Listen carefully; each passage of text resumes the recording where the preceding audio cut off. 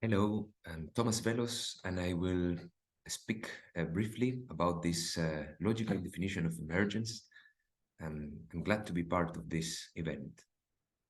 Um, so the idea to speak about emergence in terms of logic, it's because there is a lack of definition.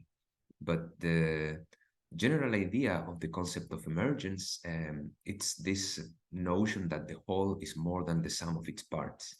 And there are lots of phenomena in nature that has been associated to this notion, such as, for example, a flock of birds where they live, they move like a coherent whole, even though the birds in the flock don't have really any understanding as a flock. Another concept is tension of liquids, like a wave, for example. It's the result of the emergent property of water atoms that they can create this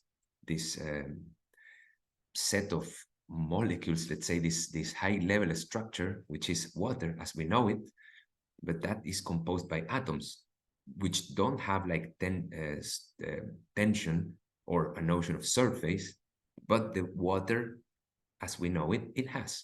Another example is the stock market, where you get like individual preferences, creating like a system, economic system, which people tend to say that has downward causation. So implies the effects on the behavior of people coming from the top level, which is the stock market itself, is affecting people and not people affecting stock market only. And the other traditional example in physics is the emergence of classical physics out of quantum physics. So this is a very pervasive notion. Emergence is coming out in many, many fields. And in philosophy, they call these high-level properties of what is the whole. So these properties are called weakly emergent. There is some literature speaking about this, and there is this distinction that talks about weak emergence when the properties, these high-level properties, are theoretically but not computationally predictable from the low-level interactions, and then they are called strongly emergent if they cannot be explained or predict from lower-level interactions, even in principle. So philosophers discuss a lot about strong emergence, but because it's an ontological question, whether emergent properties do exist really in nature, and let's say more oriented to science, people tend to speak more about weak emergence and go and try to tackle and deal with this notion only at that level and don't care much about ontological assumptions. We will also take this more conservative, let's say, position and only talk about weak emergence and discuss the philosophy of it too, but more from just the not think on ontological terms.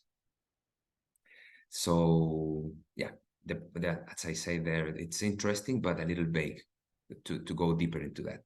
So why is this interesting to me, at least? It's because emergence, it's a phenomenon in nature that we see very much in all these fields, in physics and so on. But I like more thinking about the concept of emergence of goals, emergence of new things, like new concepts, defining how everything is looked at. An example of this is the game of Go or chess, if you know better chess. The rules of the game are extremely simple. The game of Go, for example, which I love to play, the rules are extremely simple. You can learn them in like 5 minutes, but to become a really good player, the understanding of the game, same with chess, the understanding of the implications of the moves and the meaning of the moves, it's something really mysterious for pretty much everyone who plays Go. Like nobody really knows exactly what is the underlying semantics of the game.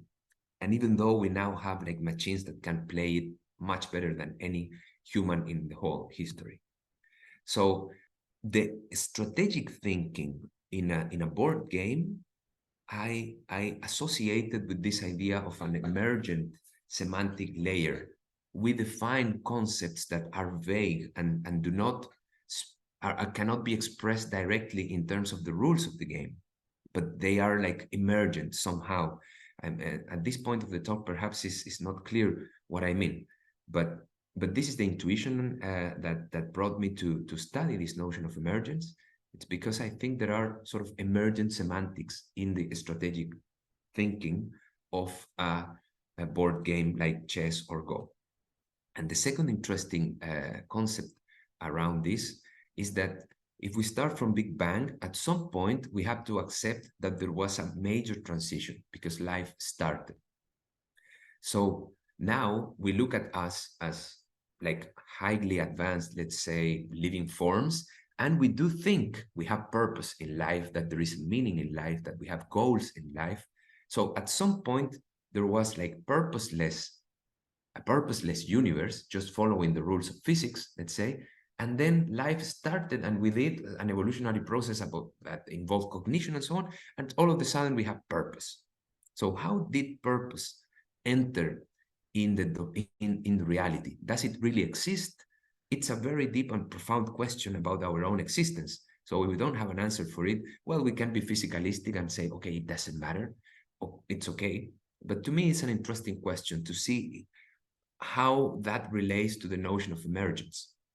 Actually, the goals of biology are not like the goals of chemistry.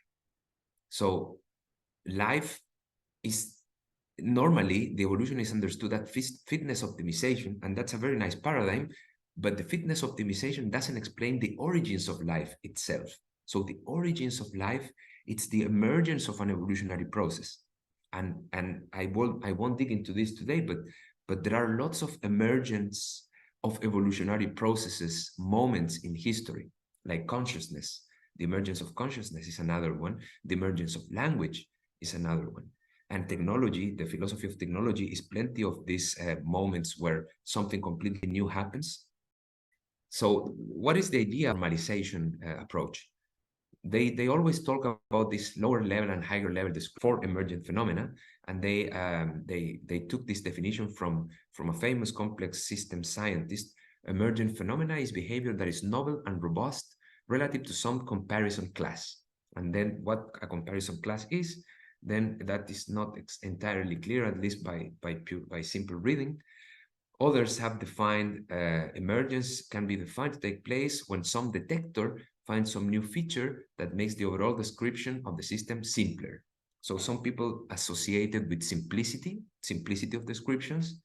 Some other people refer to this as there is a sort of a different language that speaks about emergent properties and a language that speaks about the low-level interactions. So all this is a little bit in between the philosophy of science and complex systems and physics, and people are interested on that. But to be honest, in my view, I haven't seen any like really serious definition, and that's why I want to go to logical people, to logicians, to try to crack this nut in a really, really formal way.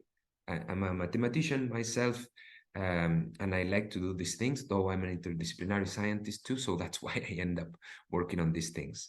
So one thing that we can look at or not notice is that the emphasis is put on descriptions and properties that are observer dependent, but the observer is actually implicitly or explicitly associated with a language. So this is what brought me to think, okay, I can propose maybe a rough logical take on emergence, and this is because I'm not an expert in logic myself. So I dropped this to call the attention of logicians. Maybe there will be interesting collaboration to develop this notion further. So I did a little exploration, which is the one I'm going to show now. So we start with model theory. We have a language, and we can define formulas that the model can give semantics to, can tell, well, this happens or doesn't happen. It's true or false. So we will say that a language 2 is more expressive than a language L1. This is not my definition. This exists already. If every formula that can be expressed in L1 then can also be expressed in 2, and the evaluations will be respected accordingly. So if I have a state or an instance that holds this formula, then it will hold the formula also in the other language. And there are basically two ways in which a language can be more expressive than another.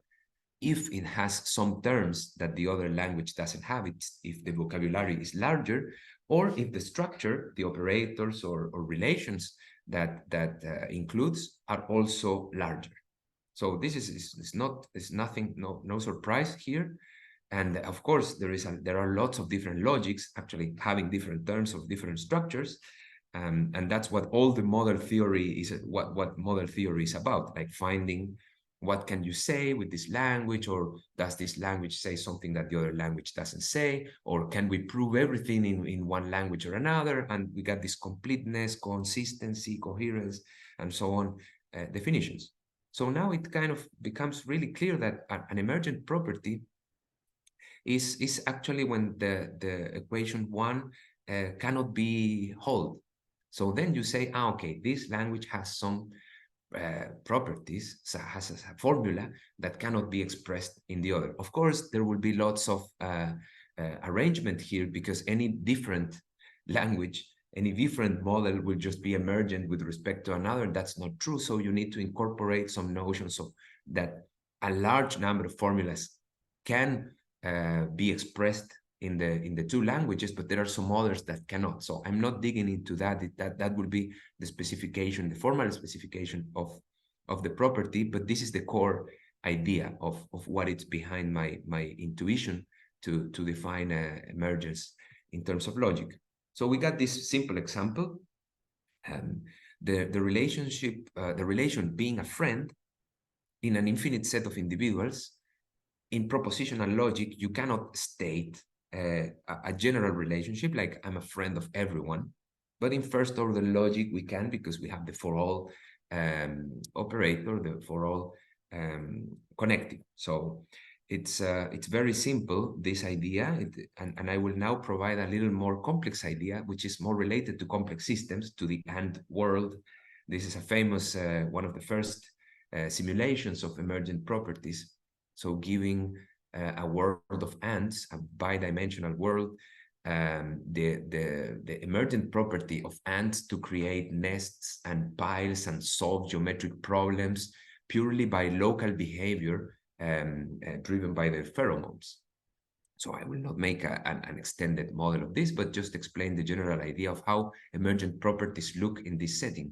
So in this ant world, in model theoretical terms, we have a flat world, and we have the term of an egg, relationships expressing there is an ant, there is an egg, and the ant has an egg. So basically, in first order logic, we can describe conditions of the world and the states of the world. So ants are in only one place, so they can be an ant in two places at the same time. So we rule out quantum physics here, for example, and we can say that a specific state, like an ant, is in a specific place 1, 2, and has this egg in that place. But how can we express behavior? We need time. We need to say this happens after that.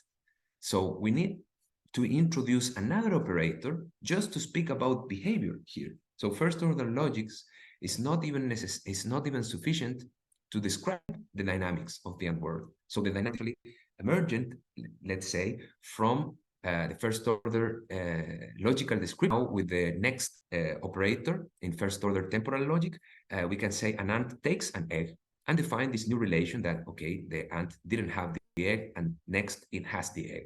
So with this, actually, I won't dig into this, but we can define all the behavioral rules that express how the egg moves around in the world.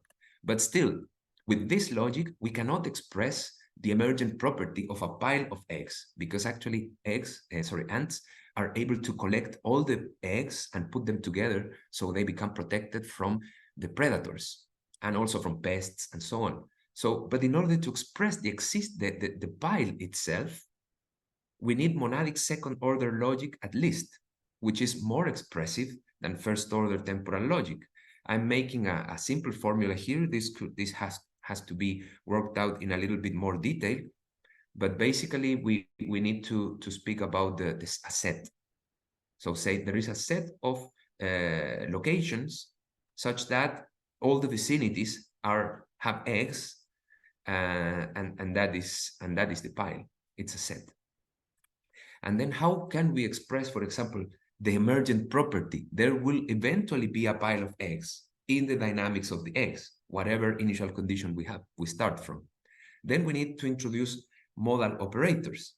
And then as you can see, this is the idea that I want to bring in, is that we just have to extend the logical power, the expressivity power of the different logics that we know in order to speak about different properties. So all this conundrum of what emergence is just simply take into logical terms that the different things we say about the world require different expressive power. And when those differences are to the level of what makes a difference between one logic and another, then we are simply describing the phenomenon of emergence. That is emergence.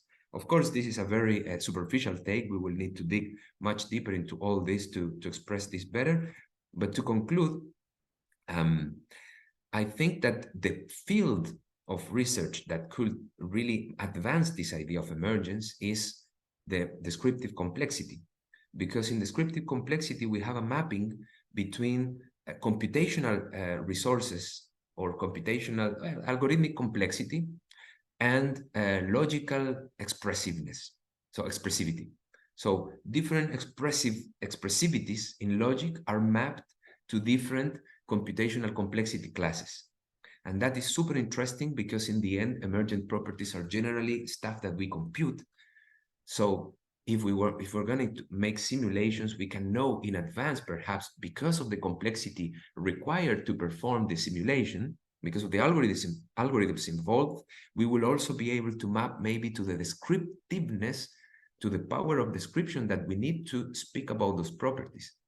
And I think because Immermann, has developed this beautiful zoo of logics and computational complexity classes, and with this field of descriptive complexity, I think this could be like the field where the notion of emergence could really be formalized at.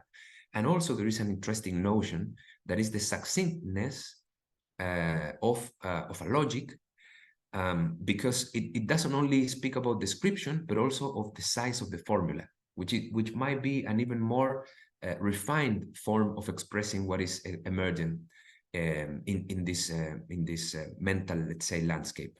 Because we might have a very long formula to express a given property in a logic, and in another logic that formula might be very small because we have different terms or different relations.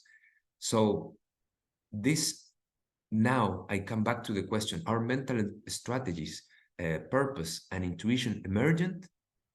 So my take to this will be to say, yeah, these are emergent, but they are only the reflection of the fact that we are able to move from one logic to another when we think.